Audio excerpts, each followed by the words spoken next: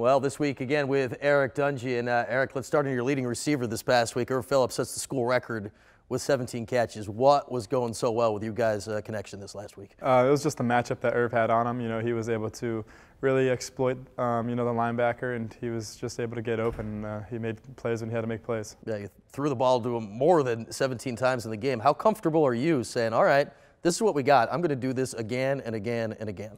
Well, yeah, I mean, it's like, well, don't fix what's not broken. So, Irv was getting open. He was making good reads, so he's going to get the ball. That's a good way to think about it, right? Why not throw to him if he's going to catch it 17 times?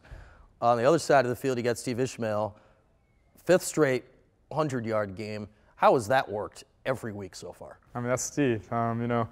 Everyone was asking me, oh, how's Steve going to do? But, that's Steve. That's the Steve I've known since my freshman year, so it's not a shock to me. That's, the expectations that Steve has for himself and that, honestly, that I have for Steve.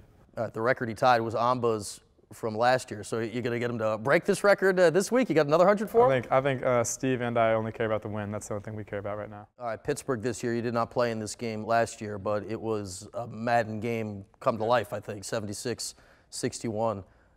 How much do you take out of that game, or is that just that was a one-time bonkers game and you don't look at it, or is that something that could happen again? I mean, you take things from that game, but at the same time, Pittsburgh played in that game, so they're going to make adjustments as we made adjustments.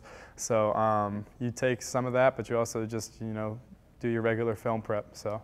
All right, what's Zach telling you this week? He had 7 touchdowns in that game. Is he giving it to you a little bit? No, I've been talking to him a little, but that's between him and I. So. All right, you're coming here. It's Pittsburgh. This is a rival that you guys have played every year going back to the 50s. This is a homecoming weekend. How much does that play into you guys, where you're playing a team that you know pretty well here? I mean, I'm looking forward to it, but at the same time, you can't let any game be too big. At the end of the day, it's a game. They're lining up against us, and we just got to put numbers on the board.